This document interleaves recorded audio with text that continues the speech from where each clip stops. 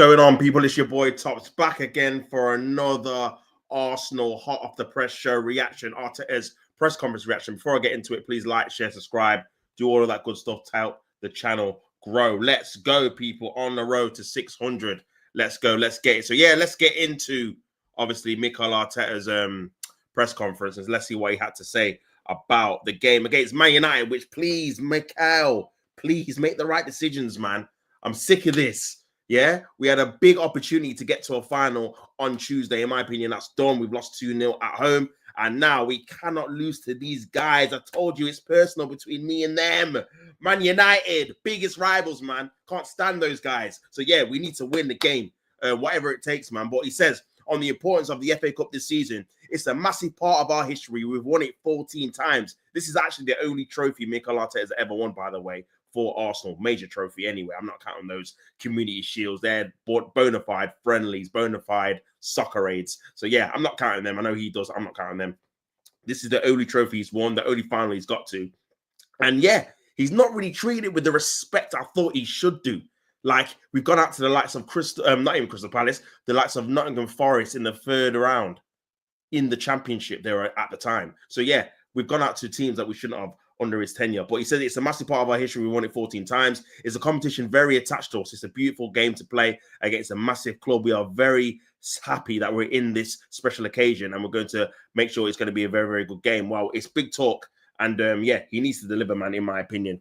We have to win this game, whatever it takes. On whether his final win in 2020 was his best day in management. That is his best day. Let's be honest. It's the only trophy he's won. I know we've finished second and third in different competitions, but for me, that's the best trophy he's won. That's the only trophy he's won. And I can't lie, like, the fact that he's not even tried to attempt to get further in the competition than he has in the last 3 or 4 years is just a bit bizarre to me. But he goes on to say the memory of winning something and celebrating, sharing it with your people, it's the ultimate goal. Absolutely agree with that. I will never forget the process and the people that you meet. But overall, I have great memories about the competition.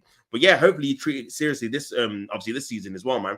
What he's made of Ruben Amorim at United so far, when you look especially at the big teams they've played, how they perform and the results they've got, it's very impressive. I know him well. I followed him a lot in Portugal, and there's a big reason why he is there at the moment, and he deserves to be there. And this is another thing, man. Like, obviously, Man United, obviously, they beat Manchester City away from home. They just got a draw at Anfield, and in my opinion, they should have won the game. So this is going to be a difficult game. I know we beat them already at the start of December, but if you actually look at that game, if you look at the open play of the game, we didn't actually create that much. It was 2 set pieces, 2 corners that they didn't defend at the time, and that made us win the game 2-0. So we need to play better than we have done in a good while, man, especially at the Emirates.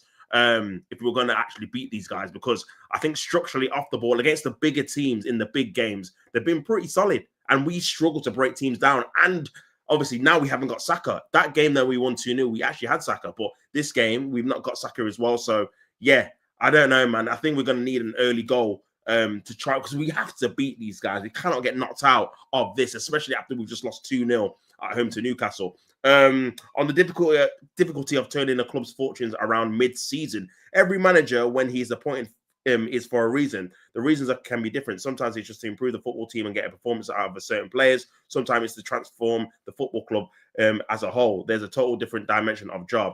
If I have to relate mine at the time, it was more towards that than the previous one I mentioned. Well, yeah, obviously Man United needed a change because Ten Hag was just taking him down. Ruben Amorim obviously has not had the best of times, losing quite a lot of games. But I do think it's going to be a case for them having to get the players in that Ruben Amorim wants for it to be a success. Otherwise, it's not going to obviously turn out the way they want it to go.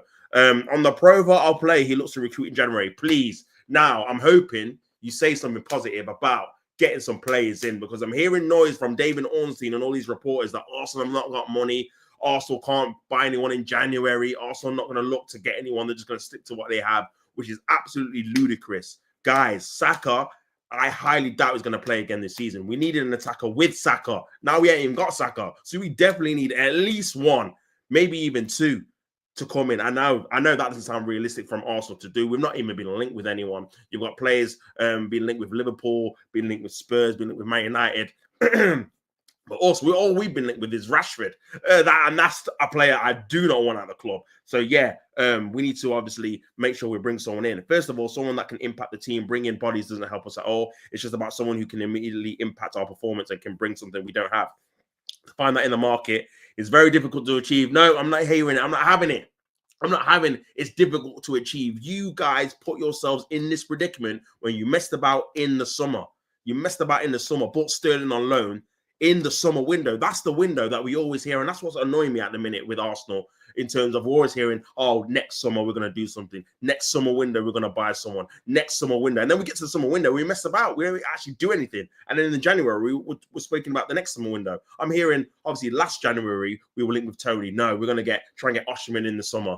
That didn't happen. Then the summer before, oh, we were linked with Vlahovic. Oh, no, we're going to get so-and-so in the summer. That didn't happen. Isak in the summer. That didn't happen. So, yeah, I'm sick of that, to be honest with you. There's no excuses. You just got to try and improve the team as much as you can, especially in this January window, especially when you've got arguably your best attacker injured for the season. He's going to be gone. He's not going to be playing. So, yeah, for me, it's not a good enough excuse in terms of, obviously, Arteta saying, yeah, it's a difficult thing to achieve in the January. Players are going to be bought. You've seen Manchester City linked with Mamouche. They're probably going to sign him. Players can be got. You just have to pay the money, unfortunately. On how he will get more out of the players to improve on their cutting edge. If you look at the sample of the sample of the game or 2 or 3, there's a very small sample. You cannot use that. We don't use any short samples because they don't correlate to the team performance. When you look at a year or two and the team performance scores, the amount of players that are involved, there's no discussion that we have to focus on our players. Yeah, I'm not sure about that. Obviously, we just know the players are just not clinical enough. People like Martinelli, Trossard, Havertz, they're not going to get you 20, 25 goals. So that's why it's very important to get more recruitment. It's as simple as that, in my opinion. On whether there are discussions about recruitment, or ironically, we always have the discussions with the ones above about how we can improve the team, whether the market is open or closed, because you have to plan for what the necessities are right now and what they could be in a month. These discussions are always open. On if a forward is a priority area, no, the circumstances can change because we have certain injuries for some big players. So it's always a possibility, but always it's about someone that is really going to make us much better. Bro, if this guy gets another defender, I'm going to lose it. I'm going to lose it. Honestly, man. What do you mean a forward area is not a priority? That has to be the ultimate priority, as well as striker, both wingers. We need a backup to Saka. We need a left winger that's going to start. Simple as that, man. And a striker, a proper striker. Obviously, you're not going to get all of those in January, but you have to get at least one, man. There's no excuses. Do you want to win trophies or not? I don't get this. Like, do you actually want to compete at the highest level? You need better players. It's as simple as that. The players that we've got, the attack we've got is not good enough. It's not rocket science. I don't get what the big what's the word? Resistance is to being open to strengthening the attack. The attack. He's been here 5 years. We bought Trossard and Jesus. That's it. You put Havertz up front because he didn't work in midfield. That's the reality of the situation, man. So to come out and be umming and ahhing about forward areas, it's just, I don't know, man. It's just silly for me. On the FA Cup ball, obviously there's been a lot of hurrah about, I don't know why he even said anything about the ball being lighter than the other balls in the Premier League, considering we scored 5 against Bolton and 3 against Preston and 3 against Crystal Palace in the same competition. So I don't know why he's mentioning the balls. He obviously took the bait there, but it was just ridiculous to even mention. Obviously, he tries to backtrack a little bit and says it's not an excuse, it's reality. Every pitch is different. The weather conditions are changing in football, and that's the beauty of it. Well, obviously, everyone knows that. I just don't think it was a non-question for him to answer in the first place. So I think he's just trying to do a bit of PR there to try and cover his tracks, because obviously he got a lot of criticism, and rightfully so, because it sounds like he's making excuses about the ball when both teams play with the same ball. So, yeah, it's crazy. On Manchester United having 8,000 fans on Sunday, we have to be noisier, more on the front foot, certainly more than them. It's special occasion to create an atmosphere. I think it's a beautiful football atmosphere, so let's make it our own. Yeah, that's one of the main criticisms for the Arsenal crowd, that they were very quiet during the game against Newcastle in midweek. And while I agree where, you know what, you need to obviously make some noise, you've gone there, let's obviously try and help the team. At the same time, I don't really blame them, because the performances we've seen at the Emirates, they've not really got anything to cheer about. There's a reason that we're cheering about corners, because in open play, it's not really that exciting. So yeah, I don't really blame them too much. On Neto making a big Neto, this signing, man. the cup tie goalkeeper, on Neto being a big contribution off the field. There's always that's always for the players who have not played many minutes. In this case as well, because he was cup tied in the Carabao Cup, and David has done as well. We will decide if he plays what's the best option, because historically the cup competitions have changed a lot. When you look at the last week, the lineups years ago were completely different, so everyone has to be available and ready to play. I mean, for me, you have to, bro. What is the point of signing him and Sterling if in the cup competition you don't play them? It just, mate, just send him back on loan, man. Just send him back on loan. Just get a proper keeper in. If you're just gonna play David Raya in it. It's just crazy, man. And if our form in front of God is cause of concern, what's the team that has scored the most goals in the calendar year in the Premier League? Nah, don't do that, man. Don't do that. Don't do that, man. This is what I'm saying. This is what I hate, man. These made up stats, calendar year, team of the season, and all this rubbish, man. It doesn't actually matter, man. 38 games. That's what counts. 38. Forget the calendar year we've scored the most goals and all this stuff. Why can't we score against Everton then if we scored the most goals and the tax fine? I just don't like this pretending that the fans are idiots, man, because we scored the most goals. So why is every fan calling for a striker? We all watch the game. We all pay our money. We all pay the tickets. Every fan have said that we need a striker, whether you're Arteta in, Arteta out, whether you like the club or don't, the direction they're going in. Everyone can concede. You know what? We kind of need a proper striker up front. So obviously there's cause for that. On if we've been reliant on Bukayo Saka and Odegaard playing together, this should be good. It can be an element of that. Martin came back from injury, and in the first week or two, you have that extra energy, and then you play every 3 days. That's what I did say, to be fair. When he first came in, he was really good. And then after that, obviously, he just fell off a cliff. He was ill as well for over a week and then plays a part. So there's a lot of circumstances. Obviously, it's inevitable to think when you have such a chemistry with the player and you're not together next to each other, you're going to notice that something is different. But the key issue here is not the fact that obviously we miss them, is the fact that we rely on them, only them. These two is in terms of an attacking partnership, the combinations, the link-up play, the overlap from Ben White or Timber, the trio that they create on that right-hand side, the overloads and all that stuff. That's the only bit of open play that's consistent when all of them are fit, that we can create chances from open play from. When they're not, it's just, honestly, man, we just look void of ideas. There's no one that can link on that right-hand side so far. On the left-hand side, Martinelli can't do that. But again, is he being misprofiled? Obviously, Martinelli's been poor, but I do feel like look at the chance he made, even though he missed it. Obviously, it's when he's central towards in the middle of the pitch. He's a second striker, man. We all know this, man. He's not a touchline winger. He's not got the football brain to link up on the left. In terms of technically, he's more in the mode of like an Aubameyang. Let's be honest, man. Someone who's an inside forward that can make runs, who's quick. He's normally decent at finishing, but obviously his finishing has gone down. I don't know where or why, because obviously the last season or so he's missed so many one-on-ones. But yeah, I do think we're misprofiling, and I think if we brought in a left-sided winger, that would obviously help the situation. On whether he would lack a versatile forward in the front positions compared to what the other clubs have done and the expenditure they have had. We are very far from it over the years for different reasons. Firstly, that we've already have good players and we have many necessities in the squad to achieve that period. Yeah, man, I don't know, man. I just think that he's just kind of not answering the question and not putting pressure on the board. And this is the issue, man. This is the issue that I have personally. Like, you can say, obviously, Arteta, he's not getting backed by the board, for example, with a forward player. Let's just have that narrative, for example. But if that's the case, then why is he saying that they're the best owners in the world? He doesn't have to say that. Why is he saying that he gets everything he wants? Why is he saying that?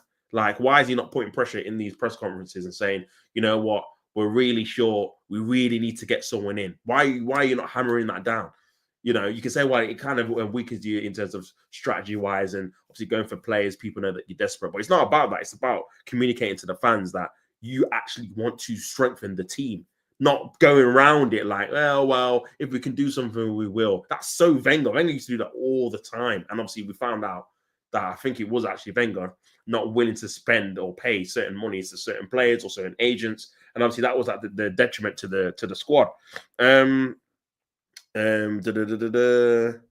On a motivation to win a trophy in front of fans. That is actually a very good point, the FA Cup was obviously during COVID. There was no fans there. So he's actually that's a very good point. He's never actually won a trophy in front of a live crowd, which is mad. That's what we want. Some taste is not the same like when we won the Community Shield a few times. See, So even he's told on himself there. So even he knows it's not a real trophy, man. Come on, we want the big ones. We want the big ones in front of our fans. But yeah, you best try harder then, man, because at the minute, you're not achieving. You're achieving your goals. On implementing his own style when he first joined without many training sessions. Ruben has much more experience than I had at the time, so he's in the place. He's not in COVID, so I think he's got better options in that case. It's tough because you need time to generate ideas, especially your way of thinking, explaining things, and when you have that many games, it's tricky. So I understand. I'm noticing any differences in Man United when they play Liverpool. It's true they played a little bit different with the personnel that they used, the location of the certain players, the characteristics of players that they had to dictate what they had to do, where they were, and they had more threat on both sides to feed in behind, because in the end, what determines the behaviors of the team is different the last few weeks when we played them here at home. So I'm expecting a few different things. And that's what I said, is they've had a bit more time, obviously, now to obviously go through Ruben Amorim's ways of obviously thinking and defending and how they attack. And they did get a lot of joy on obviously Liverpool's right-hand side. Trent obviously had a howler of a game, and that left-hand side of Man United was opening up time and time again. So yeah, obviously, hopefully Timber's fit and can put in a good performance on that right-back slot and be defensively secure, so we can obviously stop that. And also as well, when we played them, Ahmad did not start the game. He came on when I think they were 2-0 down or 1-0 down. So yeah, that's another threat from the beginning that we're obviously going to have to combat. For me, Lewis Skelly has to start this game at left-back because, yeah, defensively, he's been really, really good. On Ian Wright's comments on needing help from the board to score goals, I have so much support from the board, and I continue to see. This is what I'm saying. This is what I'm saying. As soon as you start to do this, you're on your own. You're on your own. I can't help you. I can't help you. As soon as you start to praise the board, don't put pressure on them and say, yeah, they're great, then yeah, this is on you. I have so much support from the board, and I continue to have it, and we are sitting and willing to do the same, just to win the maximum amount of football matches in the way that we want to play, achieve ultimately the goals that we want to achieve, want to win trophies. That support continues to be there. This is what I'm saying, man. Like as soon as you do that, then yeah, you lose any kind of support from me in terms of, you know what, the board is not really giving what you want, because you're just saying that they are, which is what Wenger used to do. The only man that said, you know what, we've got no peas is Unai Emery. Big him up. Unai Emery came out in the January. It was like, yeah, we've got no money. This is all we can afford. And it was a loan signing from, I think it was to Denis Suarez. That was at, I think, Barcelona at the time. It was a loan signing, and he came injured, and he was terrible. Didn't score a goal for us. He was awful. Lightweight. Couldn't really play him anywhere. Tried to play him on the wing, but he had no pace. Couldn't play him in the middle because he was too lightweight. Didn't win duels. And yeah, it was just a waste of time. But that was, again, he said in the press conference, I remember at the time, like, this is all they've given me. They're not giving me no money. And as well, that summer before, we only spent like 50 mil on like 4 or 5 players. We bought Guendouzi from Ligue 2. I think Bernliner was like 25 mil. Socrates was like 25 mil. Who else did we get? We got Lichtsteiner on a free, and Torreira was like 25 mil. So yeah, it wasn't even a lot. It wasn't even a lot of money, man, that we ended up spending. But yeah, it goes on to say on people always telling him what he needs to do. That's their job. They have an opinion to present them. For me, it's not a problem. Yeah, and that concludes obviously what he said about the Man United game. Like I said, for me, we need to make sure we win the game at all costs. Obviously, there's no replays, so it's going to go to extra time and penalties if it's still drawing. I'm worried about this game for the simple fact that the form that we're in, we've just lost at home. The front line does not look like it's firing at all, man. Literally not firing at all. So I'm worried about that. And Man United have got a bit more confidence after having going to Anfield, getting a draw, but the performance rather than the actual draw, because you can get a draw at Anfield and you get absolutely battered, but they didn't. They probably should have won the game, and that's my concern about this entire game. That Man United are in better form, and if they show a bit of a more ambition than they did in the previous game, because they were just obviously concentrating on defending, if they show a bit more conviction, then I think they could beat us, man. I think they could beat us, and that would be a worry because that would be, for me, 2 competitions out in like 3-4 days, which is crazy. At home as well, both games. So yeah, he needs to make sure he wins, man. He needs to make sure he wins. He needs to put in a performance. I think it's going to be a difficult game. I've got a feeling he might go to extra time. But yeah, I'll have to see, man. See what happens, man. But yeah, it's going to be difficult. I'm trying to think of what the score could be, man. maybe, I don't know, mate, like a 2-1, maybe 2-1 Arsenal after extra time, maybe. But listen, it wouldn't actually even surprise me if we lost, man. I can't lie. Just the feeling around the Emirates, the feeling around the team, you know, everyone needs a boost. Everyone needs a lift. Like there's nothing really to look forward to. We've got all these home games, but no one's really looking forward to it. But Saka's not going to be back in time for that. Ethan's not going to be back in time for that. There's a lot of pressure on the league because we're so far behind. Obviously, we're 2 goals behind in the League Cup. Obviously, we're 3rd in the Champions League, but we have to make sure we win those games to stay in the top 8 for that. This game is obviously a knockout competition. We lose this, we're out, and that's it till next year. So there's a lot of pressure and nothing really to look forward to. There's not a signing that we're going to get in the next couple of weeks. At the minute, who we're linked with, if we get him, then obviously it's going to put our season back on track. Even the performances, you're not looking at it thinking, we've had a spell where we're really good. All season, it's been hot and cold, whether it's the results or the performances. So, it's been a difficult one, man. It's been a difficult one, but we'll have to wait and see what actually happens on Sunday. But that's been your boy. Quick little, obviously, Arsenal Arteta press conference reaction, man. Make sure you like the video, subscribe, and do all that good stuff to help the channel grow.